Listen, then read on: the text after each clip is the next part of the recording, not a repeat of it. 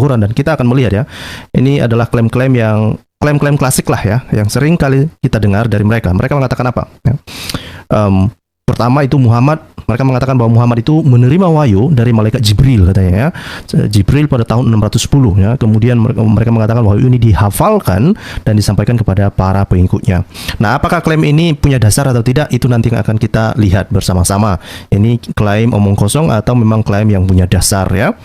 Kemudian kita akan melihat juga misalnya ini klaim kedua ya, mereka mengatakan bahwa wahyu-wahyu atau Al-Quran ini dikumpulkan ya dalam apa yang kemudian dikenal sebagai Al-Quran. Jadi Muslim selalu mengatakan itu Al-Quran itu dicatat oleh para pengikut Muhammad, itu dicatat di pelepah korma, dicatat entah di batu atau di kulit binatang dan macam-macam. Ini yang selalu kita dengar dari para Muslim dan narasi-narasi Islam ya, yang mungkin ini juga bisa kita temukan di dalam beberapa hadis-hadis ya. Tetapi pertanyaannya, apakah klaim-klaim semacam itu dapat digunakan dan dapat memenuhi kriteria yang digunakan oleh para ilmuwan ini ketika mereka melakukan penelitian. Oke?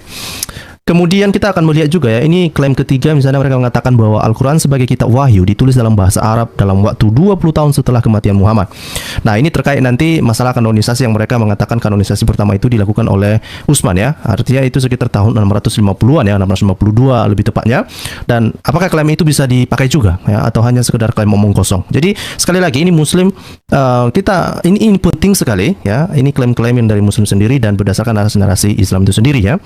Ada klaim keempat, itu mereka mengatakan bahwa Al-Quran ditulis dalam bahasa Arab ya, dalam bahasa Arab murni katanya, dan itu jelas ya. Misalnya ini ditegaskan di dalam surah 16, 103, kemudian ditegaskan kembali lagi di dalam surah 12, surah 13, surah 14, dan dikatakan bahwa Al-Quran ini dalam bahasa Arab yang sempurna karena Allah menulisnya di sorga. Ngeri ya, ini ngeri, klaim luar biasa karena itu langsung ada di dalam Al-Quran. Tetapi apakah klaim semacam ini bisa dipercaya? Apakah para ilmuwan merasa bisa menerima hal semacam ini? Mari kita lihat nanti ya. Kemudian ada klaim yang terakhir ini yang akan kita bahas juga adalah misalnya mereka mengatakan bahwa tidak ada varian bacaan ya, tidak ada variasi bacaan, ayat yang hilang atau bacaan yang bertentangan pada berbagai teks Al-Quran ya. Jadi mereka mengatakan bahwa inilah bukti bahwa Al-Quran itu sempurna katanya begitu ya. Tidak ada kontradiksi, ayatnya lengkap ya, dan tidak ada variasi bacaan. Nah, apakah ini semua punya dasar? Apakah ini sesuai dengan realita ketika para peneliti ini mencoba untuk melakukan penelitian dan meneliti tentang bagaimana perkembangan Al-Quran ini dari zaman ke zaman? Nah, ini yang akan kita bongkar. Mari kita lihat langsung dari yang pertama ya. Salah satu buku yang saya rujuk itu misalnya dari buku yang ditulis oleh Ibnu Warak ya. Jadi ini materi penting sekali ya. Kita akan melihat nanti bagaimana perkembangan Al-Quran ini berdasarkan buku ini ya. Ini Bapak Ibu bisa membeli buku ini, mungkin itu di Amazon atau di beberapa toko online lainnya. Itu judulnya What the Quran Really Says ya. Nah, apa yang penting sebetulnya yang mau saya kutipkan dari dalam buku ini ya. Ini Ibnu Warak menuliskan ya. Ini dia menuliskan bagaimana jika Al-Quran itu dia ilahi ya. Karena Muslim selalu mengklaim bahwa Al-Quran ini berasal dari wahyu dari ilahi. Tetapi pertanyaan kemudian, bagaimana jika klaim itu sebetulnya tidak terbukti? Bagaimana sebetulnya kalau Al-Quran itu justru bukan wahyu ilahi gitu ya? Kemudian pertanyaan kedua adalah pernyataan kedua adalah jika Al-Quran tidak langsung dari Tuhan, maka itu adalah dokumen manusia ya. Jadi itu sesederhana itu. Jadi kalau bukan wahyu ilahi, maka itu pasti hanyalah dokumen manusia semata. Dan karena ia mengklaim sumber ilahi yang sempurna, kepenulisan manusia akan melemahkan otoritasnya. Jadi ketika Muslim mengakui atau selalu mengklaim bahwa ini berasal dari Allah SWT, wahyu Allah SWT, Allah yang menuliskannya sudah ada di dalam tablet yang ada di sorga, mereka mengatakan demikian. Tetapi ketika dilihat ini sepertinya ini adalah hasil tulisan manusia, dan ketika hal itu ditemukan, maka ini tentu meruntuhkan klaim Islam, meruntuhkan klaim Allah SWT, meruntuhkan Islam itu secara keseluruhan ya. Dan tentu saja ini dipertanyakan iman apa yang dimiliki oleh para Muslim selama ini ketika mereka mengatakan bahwa Al-Quran ini wahyu dari Tuhan ya. Jadi ini penting sekali Muslim ya, penting sekali. Kemudian yang ketiga adalah Humphreys ya. Humphreys ini adalah seorang peneliti ya yang ada di dalam buku ini. Dia mengatakan begini ya. Jika Al-Quran adalah dokumen sejarah, maka seluruh perjuangan Islam selama 14 abad secara efektif tidak ada artinya. Artinya apa sebetulnya ya? Apa yang disampaikan oleh Humphrey ini dikatakan bahwa Al-Quran ini nggak bisa dipakai sebagai sumber sejarah. Ya, tetapi ini Al-Quran ini hanya sekedar bahan ya, atau sekedar tulisan atau sekedar kitab yang dimiliki oleh komunitas tertentu, dan itu sama sekali tidak bisa dijadikan sebagai rujukan sejarah. ya.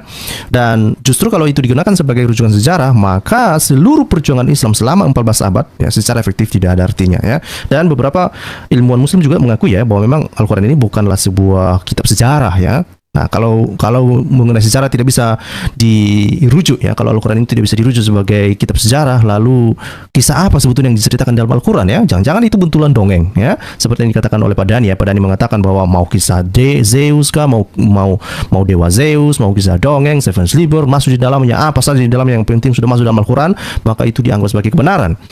Nah, mungkin bagi Pak Dhani dan kroco-kroconya mengamini demikian, tetapi saya berpikir banyak orang di luar sana akan terus bertanya, ini benaran nggak sih ya Al-Quran ini dari Tuhan atau bukan, gitu ya.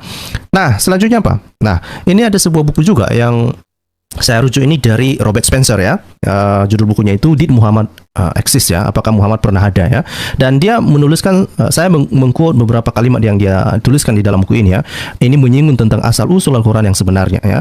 Nah, dia mengatakan bahwa dalam karyanya yang inovatif ya, ini si Wansburg, seorang peneliti juga ya, dia mendalilkan bahwa Al-Quran dikembangkan terutama untuk menetapkan asal usul Islam di Arab, dan bahwa hadis dibuat untuk memberi kekaisaran Arab, sebuah agama yang khas untuk mendorong stabilitas dan persatunya. Jadi alih-alih misalnya kita selama ini membaca hadis itu untuk menjelaskan tentang kehidupan Muhammad, tetapi menurut Wansburg ini di dalam bukunya Robert Spencer, dia mengatakan bahwa hadis-hadis itu dituliskan hanya untuk sekedar memberikan dukungan terhadap Al-Quran itu sendiri ya, memberikan konteks supaya apa? Sebetulnya hanya untuk mendorong stabilitas persatuannya ya, mendorong stabilitas persatuan dari umat muslim itu sendiri ya. Jadi para ulama mungkin memberikan konteks, mengarang atau menuliskan hadis untuk memberikan konteks dari Al-Quran itu sendiri, hanya untuk sekedar mendorong stabilitas dan persatuannya. Nah, dalam bahasa sederhana ini sebetulnya adalah masalah politik ya, hanya untuk menstabilkan keadaan, kira-kira begitu ya. Nah, selanjutnya apa yang dikatakan dalam buku ini juga dikatakan misalnya dalam halaman 60 ya, dikatakan begini. Jika Abdul Al-Malik membangun agama Islam untuk tujuan politik, nah itu yang saya bilang tadi ya, tentang bagaimana hadis itu terbentuk ya, dan ini kalau misalnya dihubungkan dengan tujuan politik, maka kebisuan sebelumnya dari semua penjuri tentang Muhammad, Islam, dan Al-Quran dapat dijelaskan dengan sangat sederhana ya. Tidak ada referensi untuk hal ini karena Muhammad, Islam, dan Al-Quran belum ada atau masih ada dalam tahap awal. Nah, apa yang dimaksud oleh Robert Spencer di sini sebetulnya ya? Dia mengatakan bahwa kenapa para peneliti susah sekali mengecek atau mencari tahu tentang kebenaran tentang Muhammad, tentang Mekah, tentang Islam ya, di abad ke-7 ya, terutama ini adalah sebuah cara bagaimana para historian atau sejarawan itu atau para ilmuwan untuk mencari jejak seseorang itu, mencari historitas seseorang itu pada zamannya ya. Tetapi para peneliti kesulitan ya, mereka kesulitan untuk mencari tahu tentang keberadaan Muhammad ini di abad ke-7. Dan bukan hanya itu ya, bahkan misalnya Menachem Ali sendiri mengakui dalam sebuah videonya, saya mendengarkan dan menonton Menachem Ali, dia mengatakan bahwa ya Muslim kesulitan memang untuk membuktikan hal ini. Karena apa? Bukti internal di dalam Islam itu sendiri tidak ada. Ya, tidak ada yang menguatkan tentang keberadaan Muhammad di abad ke-7. Ya, dan sumber-sumber Islam yang justru ada itu justru baru ada nanti di ratusan tahun setelah Muhammad meninggal, atau kita bisa lihat nanti itu di tahun 835-an ke atas. Itu artinya di abad ke-9 ya, awal abad ke-9 dan seterusnya. Kita baru bisa menelusuri tentang keberadaan Muhammad, apa yang dilakukannya, dan kemudian ada beberapa hadis yang kita bisa temukan di dalam sirah ya, dan kemudian selanjutnya itu nanti berkembang dengan tafsir Al-Quran. Untuk apa? Untuk memberikan konteks ya. Dan inilah yang disampaikan oleh Robert Spencer di sini. Dia mengatakan ya, di dalam tulisannya itu dengan mengutip beberapa hasil tulisan yang para ilmuwan yang dia mengatakan bahwa kenapa hal itu terjadi? Kenapa Muhammad sulit dicari di abad ke-7? Kenapa Mekah sulit dicari di abad ke-7? Kenapa Islam sulit dicari di abad ke-7? Karena apa? Karena itu awalnya pada abad ke-7 itu Islam itu belum terbentuk, dan awalnya itu adalah untuk tujuan politik ya, untuk membangun agama untuk tujuan politik ya. Dan ini merujuk kepada Abdul Malik ya. Karena kenapa? Abdul Malik ini kan masa-masa kejayaan Abdul Malik ini kan sekitar 691 ya, 692 itu di mana Abdul Malik itu mencoba membangun misalnya the Dome of the Rock, kemudian juga beberapa aturan-aturan yang terkait dengan Islam, dan ini semua dipandang sebagai sesuatu yang berhubungan dengan tujuan politik ya. Dan setidaknya dia mengatakan bahwa yaitu Muhammad, Islam, dan Al-Quran ya sebetulnya nggak ada di abad ke-7, itu maksudnya ya. Tidak ada, sulit karena hal-hal yang telah saya sebutkan dari awal tadi ya. Nah, kemudian dari mana kita mengetahui tentang keberadaan Muhammad kalau begitu? Ya, di mana kita bisa menelusuri Muhammad kalau begitu? Nah, hal itu hanya bisa kita telusuri misalnya di dalam sirah ya. Di dalam sirah misalnya kalau kita lihat ada satu sirah yang terkenal itu misalnya sirah Nabi Muhammad ya, The Life of Muhammad itu yang versi bahasa Inggrisnya ya. Ini ada juga terjemahan dalam bahasa Indonesia ya, yang diterjemahkan dalam bahasa Indonesia. Tapi yang terkenal itu adalah sirah ini ya, The Life of Muhammad yang diterjemahkan oleh Profesor Guillaume ya. Nah, apa yang bisa kita telusuri di dalam buku ini ya? Ini bercerita tentang biografi paling awal ya. Biografi siapa ini? Biografi Muhammad ya. Biografi Muhammad paling awal ya. Tampaknya ditulis untuk memberikan konteks. Nah, itu yang saya bilang tadi ya. Tampaknya ditulis untuk memberikan konteks pada Al-Qur'an dan memberikan detail yang tidak ada di dalam Al-Qur'an. Nah, inilah para peneliti inilah tanggapan atau semacam kesimpulan-kesimpulan yang ditarik yang mereka sampaikan ya, para ilmuwan ini sampaikan ketika mereka meneliti hal demikian dan ketika mereka melihat biografi Muhammad yang ditulis di dalam sirah ini ya. Jadi ternyata apa yang diceritakan di dalam sirah Nabawiyah misalnya itu yaitu hanya untuk memberikan konteks pada Al-Qur'an dan memberikan detail yang ada di dalam Al-Qur'an. Kenapa? Kenapa ini penting sekali ya? Ini berbeda sekali karena Al-Qur'an ini naturnya itu berbeda sekali dengan Alkitab ya. Alkitab itu sirahnya ada ya, konteksnya ada. Jadi ketika kita membaca Alkitab kita langsung tahu ini konteksnya siapa, dia berbicara sama siapa, ini tempatnya di mana, waktunya di mana, kapan dan apa yang terjadi ya. Itu kalau misalnya kita baca Perjanjian Lama ataupun Perjanjian Baru. Berbeda dengan Al-Qur'an ya. Itu munculnya sebuah ayat dalam Al-Qur'an itu kita tidak tahu ya. Kita tidak tahu ini kapan terjadinya, mengapa itu terjadi, latar belakangnya apa. Dan semuanya itu baru kemudian diketahui nanti setelah kita membaca tafsir, setelah kita membaca hadis dan atau misalnya kita membaca sirah ya. Dan kita sudah tahu sirah ini baru muncul di abad ke-9. Ya, jauh sekali setelah Muhammad meninggal. Ya, kemudian hadis-hadis juga baru berkembang pada abad ke-10 ya. Kemudian nanti tafsir-tafsir juga baru berkembang pada masa-masa yang setelah abad ke-8, abad ke-9 ya. Jadi semua ini inilah yang disimpulkan oleh para ilmuwan. Ini hanya untuk memberikan konteks ya. Ya, hanya untuk ditulis untuk memberikan konteks pada Al-Qur'an dan memberikan detail yang tidak ada di dalam Al-Qur'an. Oke? Nah, sekali lagi kalau materi ini terlalu padat atau terlalu cepat, silakan nanti pause ya ataupun dibaca ulang ya atau didengarkan ulang apa yang saya sampaikan. Selanjutnya apa yang kita bisa lihat di dalam sirah Nabawiyah ini? Misalnya dikatakan bahwa hadis ya para ilmuwan mengatakan bahwa hadis kemungkinan besar ditemukan kemudian untuk memberikan lebih banyak konteks pada ayat-ayat Al-Qur'an. Nah, itu yang saya bilang tadi ya. Jadi hadis muncul di kemudian di abad ke-10 misalnya hadis Bukhari, hadis Muslim dan hadis-hadis yang lain ya dari 9 imam ya. Itu muncul kemudian untuk apa? Untuk memberikan lebih banyak konteks pada ayat-ayat Al-Qur'an. Coba bayangkan ya, bagaimana kamu bisa menjelaskan sebuah ayat Al-Qur'an yang turun pada abad ke-7 sementara saksinya nggak ada. Dari mana kamu bisa mengarang-arangnya? Hanya dengan berdasarkan katanya-katanya. Nah, inilah masalah yang dihadapi oleh Islam yang sampai saat ini menjadi bumerang dan Muslim tidak tahu bagaimana menjawabnya. Ya. Nah, selanjutnya apa? Ya, Ya, namun dokumen-dokumen ini perhatikan ini baik-baik. Ini penting nih. Namun dokumen-dokumen ini,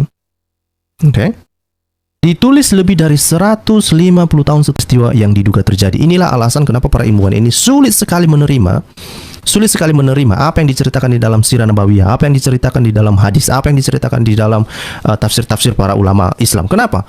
Ini lebih dari 150 tahun setelah peristiwa itu diduga terjadi. Siapa yang mau percaya hal demikian? Nggak ada. Ya, nggak ada. Ya. Nah, selanjutnya apa? Ya, mari kita lihat. Nah, mari kita lihat ya satu persatu klaim-klaim bombastis Muslim ini ya. Apa klaim mereka? Ya, klaim mereka yang pertama itu seperti yang sudah kita sampaikan di awal itu. Pertama, mereka menganggap bahwa Muhammad mulai menerima wahyu dari malaikat Jibril pada tahun 610. Wahyu ini dihafalkan, wahyu ini dihafalkan dan disampaikan kepada para pengikutnya. Ya, tetapi bagaimana? Ya, apa kenyataan? Ya, seperti apa faktanya ketika penelitian dilakukan? Misalnya kalau kita lihat di dalam salah satu buku, ini juga buku yang lain ya. Ini adalah buku ketiga yang saya rujuk di sini. Misalnya buku yang ditulis oleh yang diedit oleh Karl-Heinz Ochlik ya. Ini di dalam buku ini judul bukunya Oleh Islam ya. Bapak Ibu bisa melihat di sebelah kiri ya. Nah, apa yang dituliskan di dalam buku ini? Kita bisa melihat apa yang disampaikan dalam buku ini. Buku ini mengatakan bahwa apa? Al-Quran dikatakan telah ditransmisikan secara lisan dan ditulis pada masa Khalifah Utsman ya.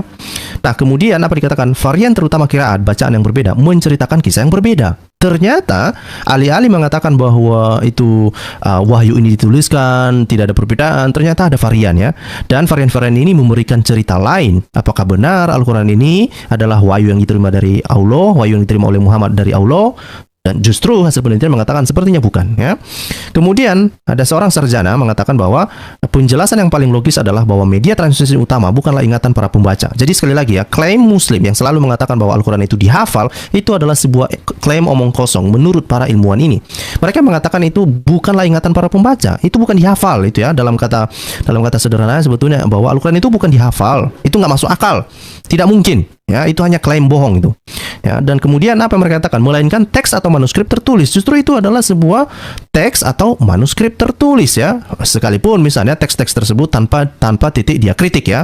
Artinya tanpa tanda baca lah, kira-kira kita bisa simpulkan begini. Tetapi disebut sebagai tanpa titik diakritik, ya. Atau kamu bisa, atau kita bisa bayangkan bahwa itu adalah sebuah tulisan-tulisan yang itu ya, yang banyak orang bilang itu sebagai Arab gundul, ya. Yang kemudian ditafsirkan dengan cara yang berbeda, ya. Yang kemudian ditafsirkan dengan cara yang berbeda. Nah, kemudian kita akan melihat nanti bagaimana hal ini terjadi dan mengapa ini menjadi Al-Quran. Kenapa tulisan-tulisan yang sudah ada ini. Jadi pada dasarnya ini adalah bahwa para ilmuwan ini mengatakan bahwa itu bukan berasal dari ingatan para penghafal Al-Quran, bukan. Justru itu berasal dari teks-teks yang sudah beredar di zaman itu. Ya, katakanlah itu di abad ke-7 atau abad ke-8. Itu adalah Al-Quran ini berasal dari teks-teks yang sudah ada, bahkan sebelum Islam itu ada. Itulah makanya mereka mengatakan ini bukan ingatan para pembaca, tetapi berasal dari teks-teks dan manuskrip yang tertulis. Nah, dari mana teks-teks ini? Mari kita lihat selanjutnya, ya. Dengan melihat klaim bombastis Muslim yang kedua, yaitu mereka mengatakan bahwa wahyu-wahyu ini dikumpulkan dalam apa yang kemudian dikenal sebagai Al-Quran. Apakah ini benar? Bagaimana faktanya? Faktanya adalah kalau kita lihat misalnya ini adalah salah satu manuskrip, ya, manuskrip Al-Quran pada yang ditemukan, ya, yang diperkirakan ini ditulis atau ada pada abad ke-9, ya. Nah, apa yang bisa kita pahami dari sini, ya? Apa yang bisa kita pahami di sini? Dikatakan di sini bahwa Al-Quran yang ada sekarang, ya, mungkin bukanlah disusun pada abad pertengahan abad ke-7, artinya pada zaman Utsman, ya. Jadi para ilmuwan mereka tidak percaya bahwa itu, bahkan Al-Quran yang Islam punya sekarang ini atau Muslim yang punya sekarang itu, Al-Quran yang mereka punya itu tidaklah benar kalau itu ditulis atau disusun pada zaman Utsman, ya. Artinya di tahun 652 dan seterusnya, ya. Tapi apa yang mereka katakan? Tapi mungkin menjelang abad ke-8. Artinya apa? Ya, menjelang abad ke-8, mungkin di zaman Abdul Malik, ya, mungkin sekitar tahun 691, 92, ya, dan ataupun di awal abad ke-8, ya. Dan bahkan mereka mengatakan bahwa bahkan bisa jadi hingga abad ke-9. Jadi para ilmuwan justru percaya bahwa Al-Quran itu bukanlah sebuah wahyu yang memiliki yang diterima oleh Muhammad, tetapi itu adalah sebuah tulisan yang berkembang dari abad ke abad, ya. Dan itu bahkan penulisannya itu sampai berkembang sampai abad ke-9. Nah, ini juga menjadi masalah besar. Kenapa? Ini sudah menjadi lebih dari 200 tahun setelah kematian Muhammad, ya. Dan ini adalah hasil penelitian para ilmuwan, ya.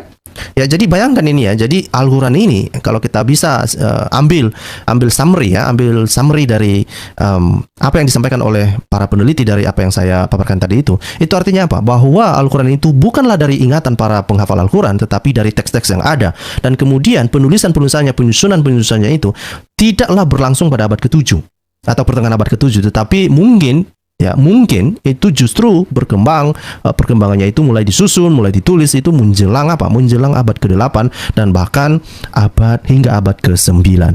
Ya, tentu saja ini sangat jauh sekali dari klaim Islam yang selalu mengatakan bahwa Muhammad ada di abad ke-7, terutama mulai dari 610 sampai 622, ya. Itu adalah masa di mana Muhammad menerima wahyu dari Al-Quran itu. Mari kita lihat klaim yang selanjutnya, ya. Ini adalah klaim bombastis Muslim yang selanjutnya. Apa yang mereka katakan di dalam klaimnya mereka ini, ya? Mereka mengatakan apa?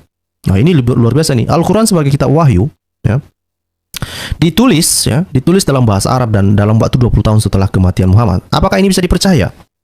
Apakah ini bisa dipercaya? Dan apakah para ilmuwan ini menganggap bahwa ini sesuatu klaim yang dapat dipegang, bisa dipertahankan? No, ya. No. Justru kalau misalnya kita lihat apa yang diungkapkan oleh para ilmuwan, misalnya salah satu ilmuwan yang mencoba untuk meneliti klaim-klaim semacam itu, ya. Misalnya ini adalah dari Christoph Lusenberg, ya. Nah, salah satu buku yang terkenal yang ditulis, ya, oleh Christoph Lusenberg ini adalah bukunya yang berjudul The Syro-Aramaic Reading of the Quran. Nah, apa yang dia sampaikan dalam buku ini? Dia mengatakan bahwa, ya, ini adalah tulisan Christoph Lusenberg. Dia mengatakan, ya, saya mulai dari gagasan bahwa bahasa Al-Quran harus dipelajari dari sudut pandang historis linguistik, ya. Jadi Christoph Lusenberg ini tidak percaya serta-merta klaim Islam, ya, tetapi dia mencoba untuk memahami Al-Quran ini dari sudut pandang linguistik, ya. Nah, kemudian apa? Dia mengatakan selanjutnya apa? Ketika Al-Quran disusun, bahasa Arab belum ada sebagai bahasa tulisan. Nah, perhatikan ini. Ya, belum ada sebagai bahasa tulisan.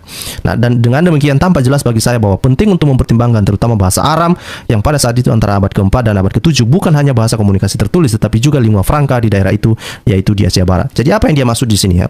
Dia bilang bahwa sebetulnya ya tentang pesan-pesan yang ada di dalam Al-Qur'an itu memang sebelumnya itu bukan dalam bahasa tulisan, terutama mulai dari abad keempat sampai abad ketujuh. Oke, tetapi itu sudah menjadi sebuah kisah yang sudah berkembang di area sana ya, atau di area Asia Barat itu ya, dan telah menjadi bahasa yang digunakan telah menjadi bahasa lingua franca. Lingua franca ini artinya bahasa internasional ya. Nah, dan Al-Qur'an ini belum disusun ya. Al-Qur'an ini belum disusun, belum dituliskan. Nah, ini jadi sepaham ya, artinya satu narasi dengan apa yang disampaikan oleh para peneliti yang lain yang mengatakan bahwa itu nanti Al-Qur'an itu baru disusun di awal abad ke-8 hingga abad ke-9 ya. Jadi ini menarik sekali. Ini kalau kita hubungkan semua puzzle-nya ini semua ya, kita hubungkan semua puzzle-nya, kita bisa mengetahui bagaimana perkembangan dari Al-Qur'an itu ya. Tidak seperti klaim-klaim muslim yang selama ini yang selalu mereka bangga-banggakan kepada kita ya.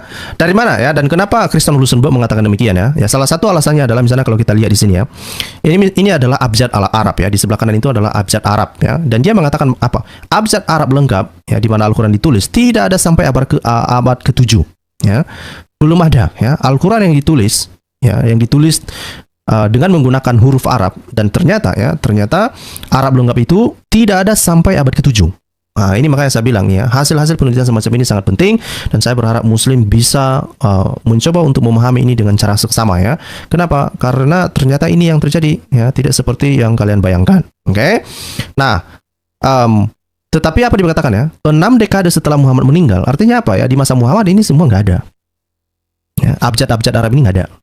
Oke, maka itulah kenapa banyak Muslim, banyak para ilmuwan mengatakan ini nggak mungkin. Al-Qur'an itu nggak mungkin disusun pada abad ke-7, nggak mungkin. Karena apa? Abjadnya aja nggak ada. Ya, abjadnya nggak ada. Oke. Nah, selanjutnya apa? Ya, ini misalnya kalau kita lihat ya, apa yang dikatakan ya, dia juga mencoba untuk mengangkat isu bahwa bentuk paling awal dari Al-Qur'an mungkin berasal dari liturgi Kristen. Nah, ini yang juga pernah saya beberapa waktu yang lalu pernah saya sampaikan ya. Ini sepertinya ya Al-Qur'an ini berasal dari liturgi Kristen yang sudah berkembang pada masa itu ya, di daerah Asia Barat tadi itu ya. Itu mungkin berasal dari liturgi Kristen dan tafsir Yahudi ya, misalnya Targum. Makanya kita bisa lihat ya bagaimana dongeng-dongeng orang Yahudi itu bisa ada di dalam Al-Qur'an ya. Misalnya kisah tentang Adam yang keluar dari tungku api, kemudian banyak bagaimana misalnya itu burung gagak mengajari Habel untuk mengajari Kain untuk mengubur adiknya yang telah dia hilangkan nyawanya, misalnya begitu ya. Itu semua dari Targum ya. Dan itu cerita-cerita Yahudi. Itulah kenapa salah satu dasar dari Lusenberg ini mengatakan, nah ini Al-Qur'an ini sebetulnya bukan murni dari Allah SWT, tapi justru berasal dari kisah-kisah yang telah berkembang ya, mulai dari abad ke-4 sampai abad ke-7. Oke? Nah, dan dikatakan di sini mula-mula dalam bahasa Syria dan bahasa asing lainnya. Jadi tidak seperti klaim Al-Qur'an yang mengatakan bahwa itu disusun di dalam bahasa Arab asli, bahasa Arab murni ya. Itu tidak benar. Tidaklah benar menurut Christoph Lusenberg. Karena kenapa? Dia menemukan bahwa ini justru Al-Qur'an itu awalnya itu ada di dalam bahasa ya, atau dikomunikasikan di dalam bahasa Syria dan juga bahasa asing yang lain ya.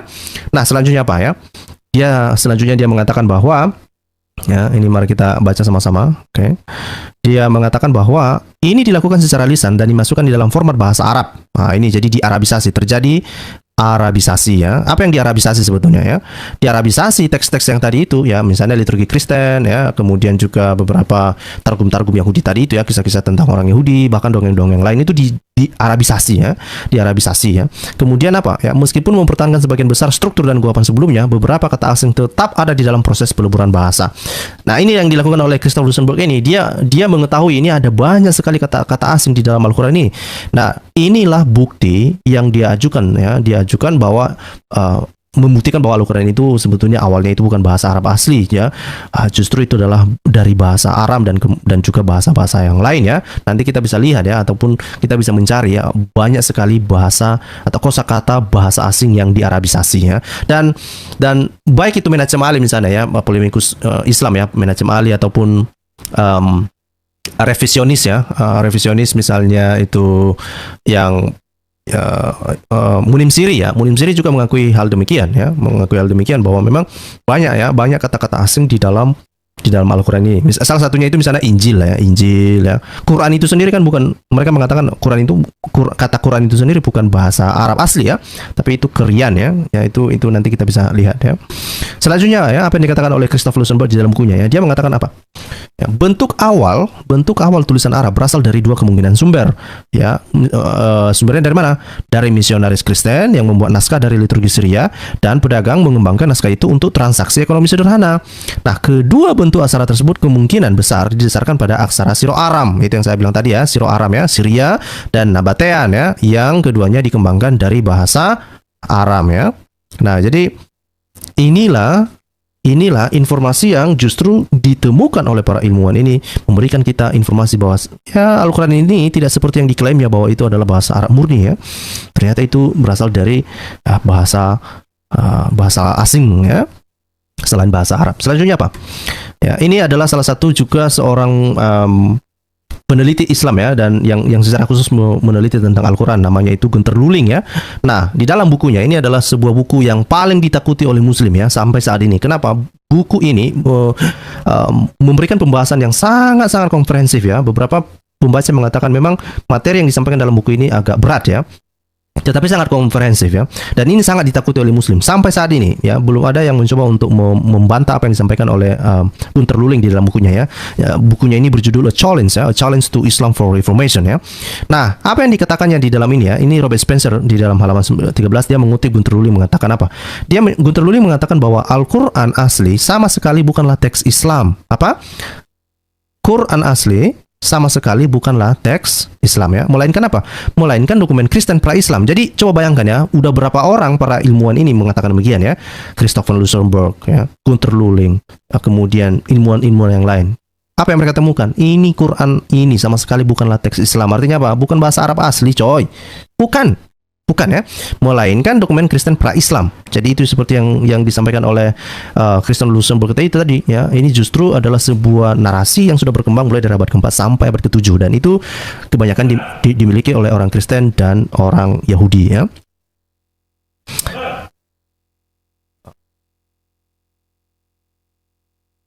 Nah, kemudian apa yang dipercaya oleh Luling ya? Luling percaya bahwa Al-Quran mencerminkan teologi sekte Kristen non-Trinitarian. Oke, dan ini menarik ya. Kalau misalnya kita telusuri dalam Al-Quran itu kan banyak sekali Al-Quran itu mencoba untuk menyerang iman ortodoksi kekristenan ya, terutama masalah Trinitas ya. Dan ternyata ini apa yang ditemukan oleh Gunter Luling ini, dia mengatakan bahwa Al-Quran ini mencerminkan teologi sekte kekristenan non-Trinitarian ya, artinya dari sekte-sekte sesat lah ya, yang meninggalkan jejak teologi Islam, terutama dalam gambarannya tentang Kristus dan unitarianismenya yang tanpa kompromi. Jadi kalau misalnya kita bandingkan ajaran Islam dan ajaran unitarianisme ya, itu sebetulnya mirip-mirip ya. Bedanya itu saja adalah bahwa Islam itu percaya kepada Muhammad ya, mereka percaya bahwa Muhammad adalah sebagai nabinya. Tetapi kalau kita lihat di dalam unitarianismenya ya, mereka tidak percaya Muhammad. Itu saja sebetulnya bedanya. Tetapi konsep tentang ketuhanan itu sama ya, antara unitarianisme dan Islam itu sendiri ya, atau Quran itu sendiri. Oke? Nah, selanjutnya apa ya? Ini yang disampaikan oleh misalnya ada ketika misalnya Profesor Gerd Puin ya. Gerd Puin ini adalah seorang peneliti naskah Al-Quran ya, naskah Al-Quran. Bahkan dia melakukan penelitian, melakukan foto-foto, termasuk misalnya manuskrip Sanaa yang sangat terkenal dia telusuri ya. Dan dia diwawancarai oleh salah satu media massa terkenal ya, namanya The Atlantic ya. Nah, di dalam sebuah artikel yang diterbitkan oleh The Atlantic itu pada tahun 1999, mengatakan begini ya. Dia mengatakan begini. Gagasan saya ya, ini saya perbesar deh ya. Gagasan saya bahwa Al-Quran adalah semacam campuran teks yang tidak sempurna dipahami bahkan pada masa Muhammad. Jadi bayangkan ya, apa yang dikatakan oleh Gerd Puin ini ya. Alih-alih bahwa Al-Quran itu adalah sebuah teks Arab asli yang mudah dimengerti dan jelas, Gerd Puin justru mengatakan ya, Profesor Gerd Puin mengatakan bahwa ini adalah sebuah Al-Quran yang sama sekali tidak jelas ya. Sama sekali tidak jelas. Dan itu juga sebetulnya disebutkan di dalam bukunya Lusenberg tadi itu ya. Di dalam bukunya Lusenberg sebetulnya dia juga mengatakan demikian ya. Sekitar 25% Al-Quran itu tidaklah jelas ya. Itulah salah satu juga yang mendorong Lusenberg di dalam penelitiannya itu melakukan penelitian dan menemukan bahwa Al-Quran ini atau bahasa yang digunakan dalam Al-Quran ini adalah dari bahasa asing ya. Kenapa? Karena 25%-nya itu ya tidak jelas itu tadi ya. Banyak sekali kata-kata yang tidak dipahami. Dan ini diteruskan oleh misalnya Profesor Godwin ini, dia mengatakan ini susah untuk dipahami ini ya.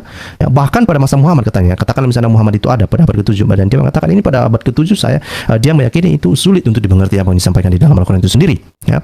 Dia mengatakan selanjutnya apa? Banyak dari mereka bahkan mungkin 100 tahun lebih tua dari Islam itu sendiri ya. Jadi dia mengatakan bahwa bahasa-bahasa yang digunakan dalam Al-Quran itu justru ada kosakata yang digunakan ya ratusan tahun sebelum Islam itu sendiri ya, termasuk teks-teks yang saya dan ini kan sejalan dengan apa yang disampaikan oleh Luxemburg tadi ya. Itu adalah sebuah narasi atau sebuah cerita, mungkin kisah yang sudah berkembang mulai dari abad ke-4 sampai abad ke-7 ya. Bahkan di dalam tradisi Islam ada sekumpulan besar informasi yang kontradiktif ya, padahal Muslim selalu mengatakan ini Al-Quran tidak punya kontradiksi ya. Para ilmuwan justru mengatakan ada kontradiktif ya, termasuk misalnya apa? Termasuk substrat Kristen yang signifikan. Seseorang dapat memperoleh seluruh anti sejarah Islam dari mereka jika diinginkan ya. Dia mengatakan juga ya, Al-Quran mengklaim dirinya sendiri sebagai mubin atau jelas ya, tetapi jika Anda melihatnya, Anda akan melihat bahwa setiap kalimat kelima atau lebih tidak masuk akal ya. Banyak Muslim akan mengatakan sebaliknya tentu saja, tetapi faktanya 1/5 dari teks Al-Quran tidak dapat dipahami. Itu yang saya bilang tadi ya, 20% ya. Jadi Godwin mengatakan 1/5 Al-Quran itu tidak bisa dipahami. Artinya apa? 20% coy, 20%. 20%. Oke?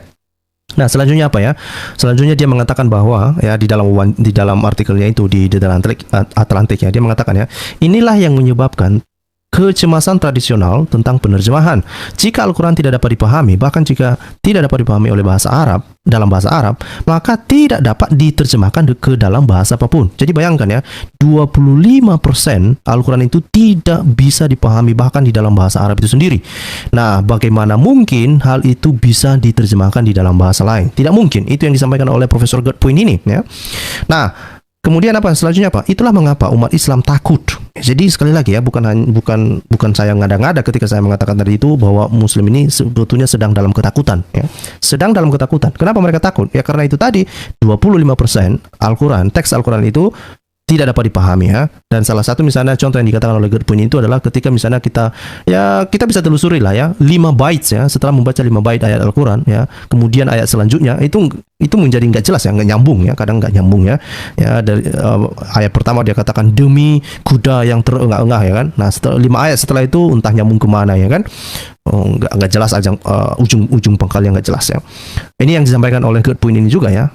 Kemudian apa? Dia mengatakan karena Al-Quran berkali-kali mengklaim telah jelas, tetapi sebenarnya tidak, terdapat kontradiksi yang nyata dan serius. Sesuatu yang lain pasti terjadi. Jadi dia mengatakan ya, klaim Al-Quran mengatakan bahwa ini jelas ya dan tidak kontradiktif. Tetapi penelitian atau temuan mengatakan sebaliknya. Maka inilah kenapa Godwin mengatakan sepertinya ada sesuatu yang basi lah, kira-kira gitu ya. Sebetulnya itu dalam bahasa sederhana begitu. Ini semua ada sesuatu yang basi ini ya. Susah untuk bisa dipercaya hal semacam ini ya. Nah, selanjutnya dia mengatakan ya, ini adalah klaim bombastis Muslim yang selanjutnya ya. Misalnya ini adalah klaim yang keempat ya. Aduh, ini. Oke. Apa yang ada di dalam klaim Muslim yang keempat ini? Coba ya saya perjelas kepada Muslim. Ini adalah klaim yang keempat. Dikatakan mereka mengatakan bahwa Al-Quran ditulis dalam bahasa Arab murni dan jelas. Nah, itu tadi justru para peneliti mengatakan tidak jelas ya. Kemudian mereka mengatakan Al-Quran dalam bahasa Arab yang sempurna karena Allah menulisnya di surga. Nah, justru tidak sempurna ya. Justru tidak sempurna. Apalagi kalau mereka misalnya percaya bahwa Al-Quran ini diturunkan pada abad ke-7 dan kemudian dikanonisasi pada abad ke-7 pada masa Utsman, sementara huruf abjad Arab itu sampai akhir abad ke-7 pun belum ada semua lah, kira-kira begitu. Jadi ada banyak sekali kontradiksi di dalam narasi-narasi yang berkembang ya. Ada banyak sekali narasi-narasi yang kontradiktif di dalam narasi Islam itu sendiri. Oke?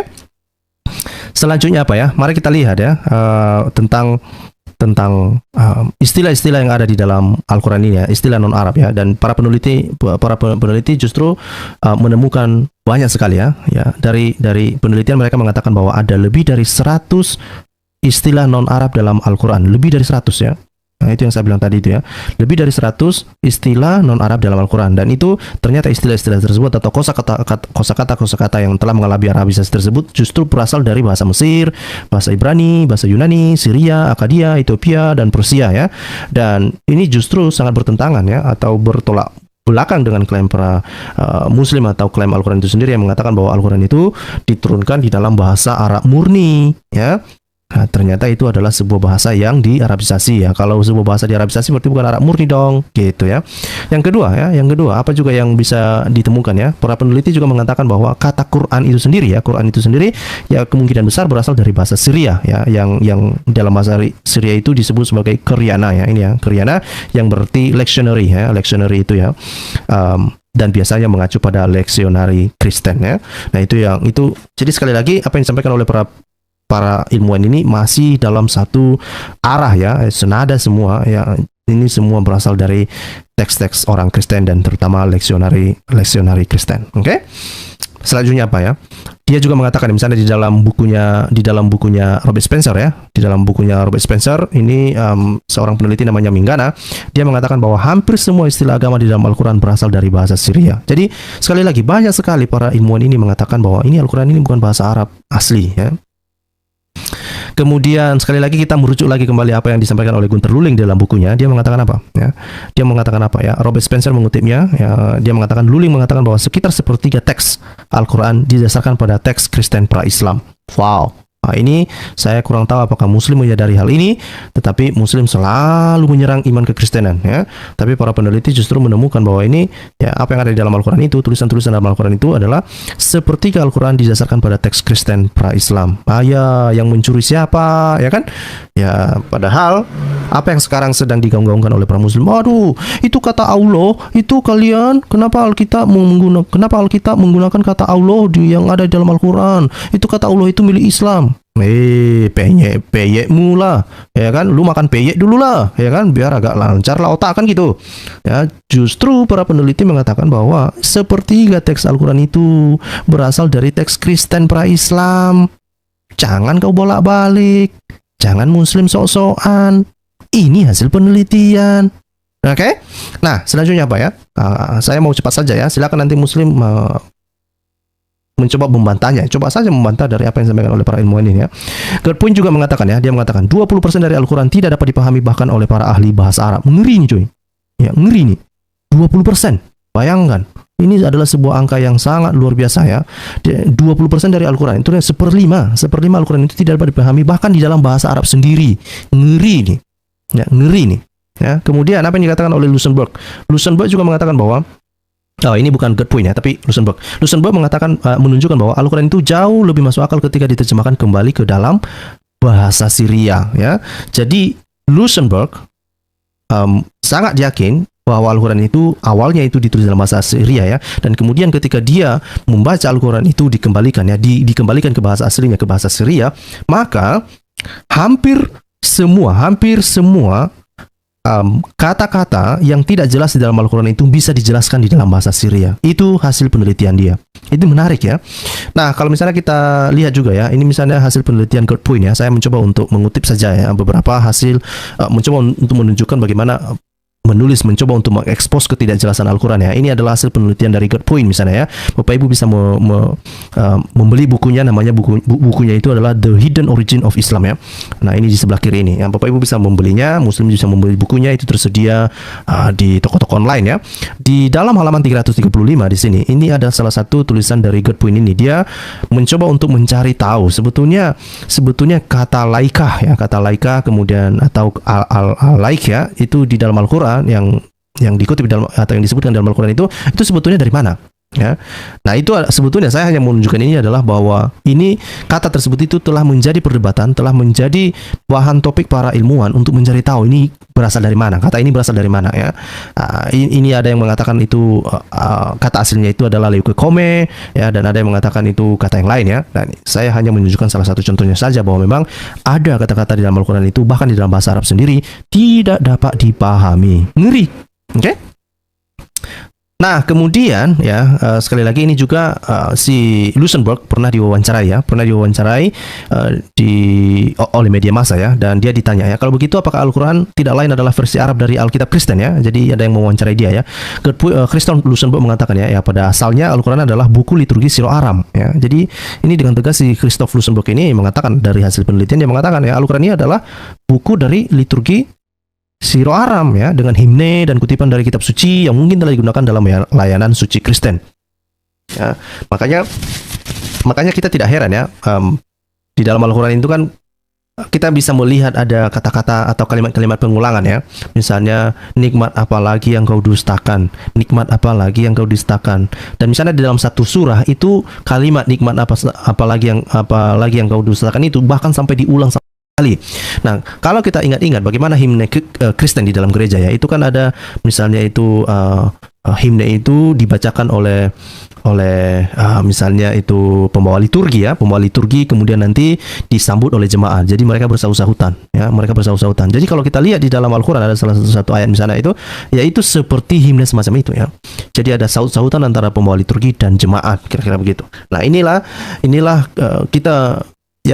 kita bisa lihat ya bagaimana Al-Quran ini berkembang ya, dan para peneliti menemukan hal yang demikian ya. Tapi tetap saja ini selalu diingat ya. Kalau pertanyaan kemudian adalah, kalau misalnya Al-Quran ini berasal dari liturgi Kristen ya, bagaimana dengan kisah Zaid? Bagaimana kisah Zaid dikawinkan oleh SWT dengan Zainab misalnya begitu ya. Nah, Kriston Lusenberg memberikan contoh ini ya. Dia mengatakan bahwa itu sebetulnya kisah itu bukan kisah tentang Zaid di situ ya. Tidak ada kalau dikembalikan ke dalam bahasa Siro Aram atau dalam bahasa Syria, dia mengatakan justru itu tidak berbicara tentang Zaid di situ, nggak ada sama sekali. Nah, inilah yang terjadi ketika Al-Quran itu atau himne-himne atau liturgi Kristen itu diarabisasi, maka memiliki arti yang berbeda ya. Jadi kacau semua ya. Jadi diartikan berbeda semua. Jadi kacau ya.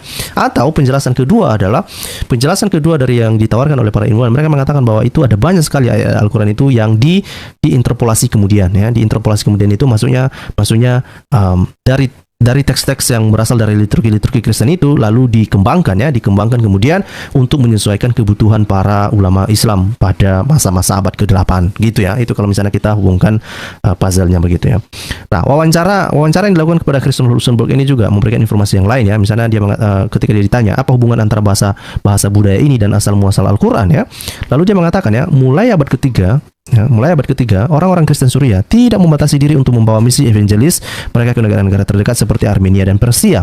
Mereka terus maju ke wilayah-wilayah yang jauh sampai ke perbatasan Cina dan pantai barat India, selain seluruh semenanjung Arab sampai ke Yaman dan di Ethiopia. Oleh karena itu, ini sangat mungkin bahwa mewartakan risalah Kristen kepada orang-orang Arab, mereka akan menggunakan antara lain bahasa Badui atau bahasa Arab ya. Jadi ini adalah bagaimana Kriston Lusenberg itu memberikan penjelasan kenapa kok bisa ya liturgi Kristen ini kok diarabisasi dan menjadi Al-Quran ya.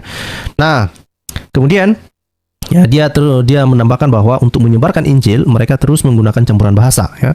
Ya tentu saja lah ya. Orang Kristen kan bukan sebuah agama yang hanya manut pada satu bahasa ya. Ya, Injil itu yang penting disampaikan ya, di dalam segala bahasa ya. Ya tentu para evangelis, para misionaris ya belajar tentang bahasa yang berkembang pada saat itu ya, untuk tujuan apa? Tujuan penginjilan ya. Tetapi para ulama ini, orang-orang Islam ini mencoba mengambil liturgi itu, lalu kemudian mereka adopsi, mereka arabisasi, dan kemudian mengembangkan arti yang jauh dari tujuan awal, jauh dari pengertian awalnya ya. Kacau. Nah, kemudian apa? Tetapi di era di mana bahasa Arab hanyalah kumpulan dialek dan tidak memiliki bentuk tertulis, para misionaris tidak punya pilihan selain menggunakan bahasa sastra dan budaya mereka sendiri, yaitu ke Siro Aram. Jadi awalnya itu ya karena tidak ada tulisan bahasa Arab. Dia ingat tadi ya bahwa Arab ya, abjad Arab itu baru muncul di akhir abad ke-7 ya. Nah, bagaimana para misionaris ini menyampaikan apa yang mau mereka sampaikan ya? Dan tentu mereka menggunakan bahasa yang sudah berkembang pada saat itulah ya. Mereka menggunakan bahasa Siro Aram ya, termasuk di dalam tulisan-tulisan mereka. Yang sebetulnya kalau dibandingkan antara bahasa Siro Aram ini dengan bahasa Arab itu ada kemiripan-kemiripan ya. Ada kemiripan-kemiripan, dan inilah bahasa Siro Aram inilah, liturgi yang berbahasa Siro Aram inilah yang diarabisasi ya, yang dijadikan sebagai Al-Quran oleh Islam ya. Nah, hasilnya adalah bahasa Al-Quran lahir sebagai bahasa Arab tertulis, tetapi salah satu turunan Arab Aram ya. Jadi ini adalah sebuah arabisasi bahasa Siro Aram ya. Nah, ini juga yang disampaikan oleh Robert Spencer di dalam bukunya ya. Coba kita baca ya. Dia mengatakan apa? Di sini ya. Mungkin bahwa Al-Quran pada awalnya tidak ditulis dalam bahasa Arab ya. Sama sekali tidak ya. Akhirnya diterjemahkan ke dalam bahasa Arab ketika agama baru sedang dikembangkan ya. Kemudian dia mengatakan Al-Quran sendiri menunjukkan bukti bahwa adaptasi dari teks Kristen ya. Jadi sekali lagi ya, ada berapa para ilmuwan yang telah saya kutip di sini, yang telah saya tampilkan di sini. Mereka sepakat ya, ini semua berasal dari liturgi Kristen ya, bahwa Al-Quran itu berasal dari liturgi Kristen. Itulah asal mula Al-Quran itu sendiri. Jadi tidak seperti klaim Muslim selalu mengatakan, oh ini wahyu dari Allah SWT ya, udah ditulis dalam bahasa Arab asli yang ada ditulis di surga, begini bukan, nggak ada itu. Ya, nggak ada. Ya. Hasil penelitian ya sejarawan membuktikan sebaliknya. Oke. Selanjutnya apa ya? Misalnya dari hasil penelitian dari Luxembourg itu ya, itu banyak Muslim percaya ya, dan dalam terjemahan Al-Quran misalnya tentang hur yang ada di dalam Al-Quran itu ya. Nah ternyata ketika itu dikembalikan ke dalam bahasa aslinya, bahasa Siro Aram, itu hur itu bukan bidadari, bukan perawan ya, tetapi itu adalah anggur putih ya. Nah, itu seperti yang ada di gambar sebelah kanan itu adalah sebuah anggur. Jadi kepada muslim yang berharap dia dapat bidadari ya, 70 bidadari nanti di jannah ya, ternyata bukan bidadari ya. Setelah dikembalikan ke dalam bahasa asli yang Siro Aram, itu hanya sekedar buah anggur putih ya. Itu hanya sekedar buah anggur putih ya. Dan sebetulnya ini menarik ya, ada sebuah juga penelitian yang dilakukan oleh ilmuwan yang lain ya.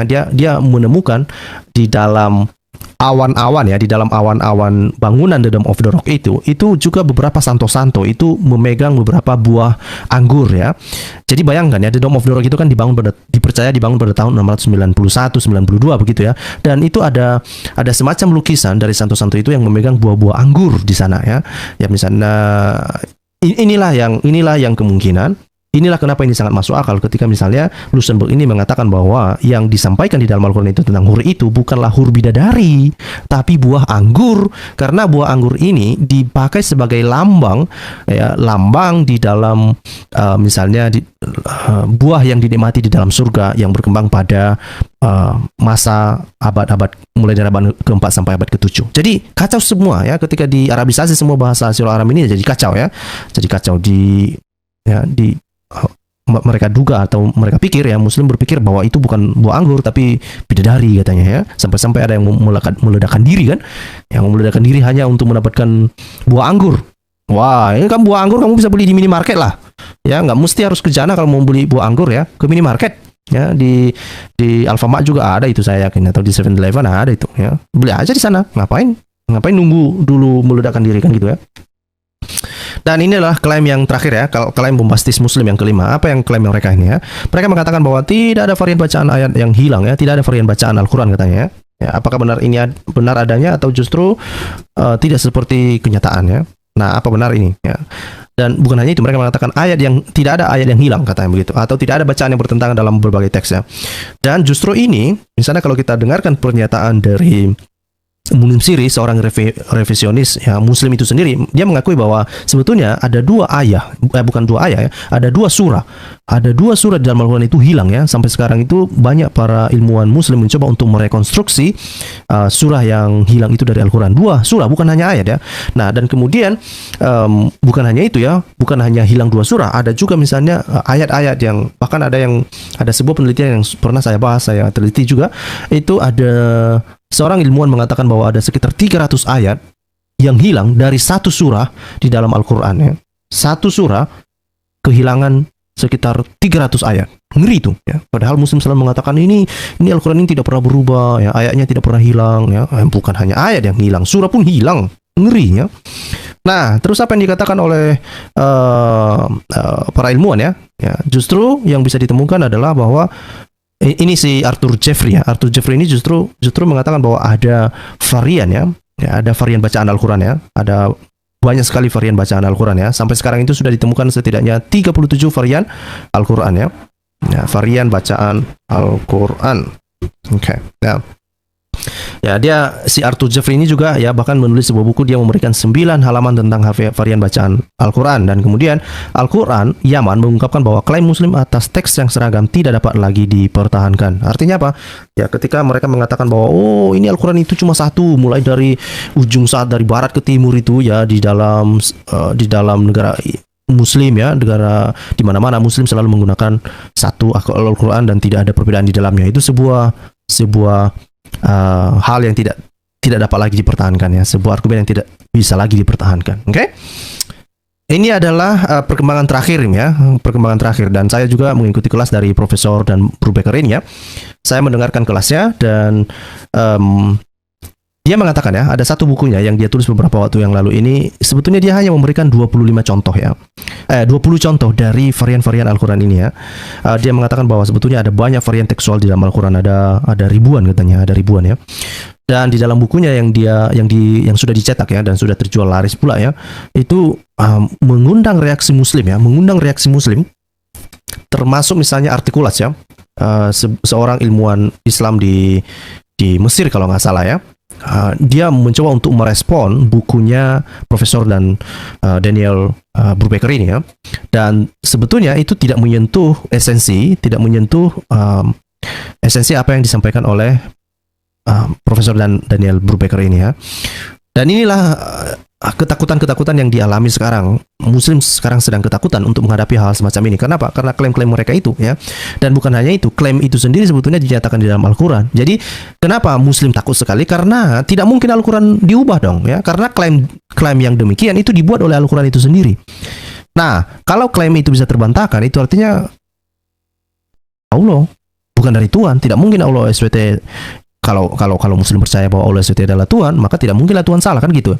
Nah, masalahnya klaim-klaim semacam itu dibuat oleh Allah SWT di dalam Al-Quran. Nah, kalau klaim itu salah, maka Muslim tidak ada jalan lain untuk bisa merubah atau mengganti klaim demikian ya. Tidak mungkin mereka mengubah apa yang disampaikan oleh Allah SWT, tidak mungkin. Inilah ketakutan mereka sampai saat ini, dan kenapa banyak sekali Muslim itu yang melakukan kekerasan ketika mereka dikritisi ya, terutama misalnya masalah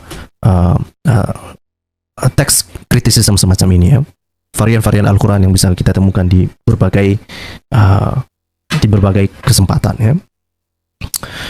Nah, apalagi yang bisa kita temukan di dalam bukunya bukunya Profesor Daniel Brubaker ini ya, dia mengatakan bahwa ada berbagai koreksi-koreksi yang dilakukan di dalam Al-Quran yang lebih awal ya, atau yang Al-Quran versi lebih kuno ya. Dia mengatakan bahwa telah lama ditegaskan secara populer bahwa berbeda dengan perjanjian baru, misalnya tradisi manuskrip Al-Quran murni dan sempurna ya. Jadi ini adalah klaim para Muslim ya, tradisi manuskrip Al-Quran murni dan sempurna tanpa pernah ada tanda yang tidak pada tempatnya, apalagi variasi yang melibatkan seluruh kata atau frasa. Studi menarik dari Brubaker menunjukkan bahwa hal ini tidak benar.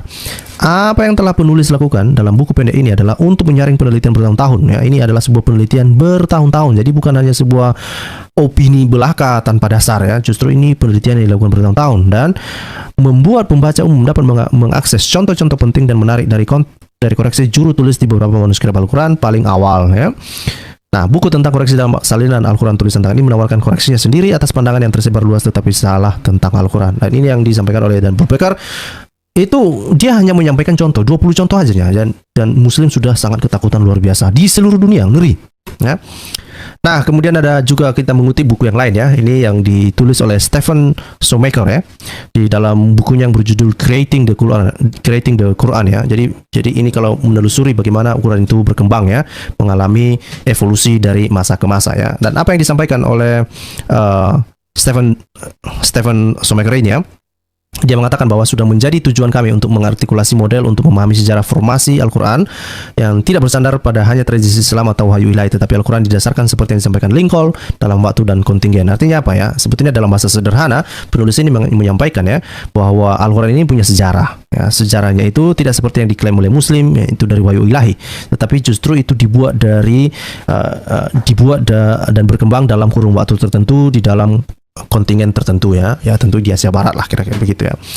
Kemudian selanjutnya ia memandang Al-Quran memang produk kelompok agama tertentu yang terlibat dalam perselisihan teologis tertentu di bawah kepemimpinan seorang nabi dan akhirnya mengukir identitas yang khas sebagai komunitas agama yang baru. Jadi ya agama baru ini terbentuk ya, mungkin ada konflik secara teologis ya sama lah ya. Misalnya oneness misalnya atau unitarianisme ya kan, sayangnya adalah orang oneness atau unitarianisme itu mereka tidak membuat kitabnya sendiri ya. Ini Islam ini berhasil membuat kitab sendiri coy ya, yang sebetulnya itu diperkirakan hanya gara-gara bertentangan secara teologis dengan teologi Kristen Ortodoks ya. Ortodoks maksud saya itu bukan gerejanya ya, tapi Kristen yang ortodoks ya, Kristen yang mayoritas ya. Kemudian selanjutnya dikatakan bahwa keyakinan religius komunitas ini segera menyatu dengan kekuatan politik kerajaan duniawi yang luas dan sinergi ini membawa kesuksesan besar bagi keduanya di panggung sejarah dunia. Namun kebenaran dari masalah ini adalah seperti yang diamati Krohn ya. Dan ini Patricia Krohn ini juga adalah seorang ilmuwan ya. Jadi banyak sekali ilmuwan yang saya kutip ya di sini, bukan hanya seorang atau dua orang ya. Ini Patricia Krohn ini juga adalah seorang ilmuwan ya, seorang sejarawan juga yang meneliti tentang Islam ya. Apa yang dikatakan oleh Krohn di dalam bukunya ya, bahwa kita tidak tahu tahu bagaimana, di mana dan kapan Al-Quran berasal, dan bahwa semua bukti yang kita miliki adalah Al-Quran itu sendiri ya. Jadi Quran itu sangat skeptik ya. Dia mengatakan kita tidak tahu. Sebetulnya Al-Quran ini nggak bisa kita pahami ya, katanya. Kita nggak bisa telusuri juga. Kenapa? Karena apa yang bisa kita temukan ya cuma Al-Quran itu sendiri ya. Karena nggak ada bukti pendukung tentang keberadaan Al-Quran ini di abad ke-7 ya. Ya, dia itu sangat skeptik ya. Dan karenanya kita perlu mengejar bukti Al-Quran kemanapun yang membawa kita tanpa berusaha menyesuaikan dengan cetakan sejarah yang diciptakan untuknya oleh tradisi Islam. Jadi Patricia Cron mengatakan ya itu memang kerjaan kita sebagai para peneliti ya. Memang itu kerjaan peneliti untuk mengetahui kisah yang sebenarnya ya. Bagaimana caranya untuk mencari tahu ya bagaimana Al-Quran itu sebenarnya terjadi atau terbentuk atau tertulis atau ditulis dikomunikasikan dengan yang ya, bukan dengan membawa-bawa narasi yang telah terbentuk, bukan membawa-bawa iman yang sudah terbentuk, lalu kemudian memaksakan narasi tersebut untuk membenarkan ini Al-Quran ada di abad ke-7. Enggak seperti itu ya. Justru para peneliti ini mengatakan no, kita harus mencari tahu yang mana sebetulnya yang sebenar-benarnya. Oke? Dan ini adalah yang terakhir ya. Di dalam buku ini juga disebutkan disebutkan bahwa namun demikian ya. Namun demikian, perspektif ini lebih memungkinkan kita untuk memahami perkembangan Al-Quran sebagai kitab suci baru untuk keyakinan agama baru dalam proses yang jauh lebih terintegrasi dengan dunia Yahudi dan Kristen kuno daripada narasi Islam tradisional Al-Quran mula-mula. Jadi di dalam buku itu dikatakan bahwa sebetulnya Al-Quran itu kalau ditelusuri lebih awal justru itu sangat lebih terintegrasi dengan misalnya tradisi-tradisi yang berkembang di dalam kekristenan dan Yahudi ya. Ya itu tadi ya, sekali lagi masih satu narasi atau senarasi dengan para ilmuwan yang lain yang mengatakan bahwa ya itu Al-Quran itu berasal dari liturgi-liturgi orang Kristen gitu. Oleh karena itu, kami sangat setuju ya dengan kecenderungan baru-baru ini untuk memahami Al-Quran sebagai produk dari budaya keagamaan Timur Dekat kuno akhir. Satu-satunya masalah perselisihan adalah menyangkut kapan dan di mana pertemuan dengan dunia kuno akhir ini terjadi ya. Jadi ini adalah sebuah perdebatan yang panjang, belum ada penyelesaiannya, belum bisa ditemukan sebetulnya bagaimana secara pasti Al-Quran itu bisa terbentuk ya, kapan dan bagaimana. Itu secara pasti memang sulit untuk bisa dipahami atau diterima, dan para ilmuwan ini justru menemukan hal berbeda, sangat bertentangan dengan klaim-klaim Islam itu sendiri. Tidak seperti klaim para Islam yang selalu mengagung-agungkan tentang kelestarian Al-Quran, Al-Quran yang tidak pernah berubah, Al-Quran yang cuma satu. Itu semua klaim bombastis yang sangat bertolak belakang dengan hasil penelitian para ilmuwan. Oke? Ya, saya pikir sampai di situ yang mau saya sampaikan.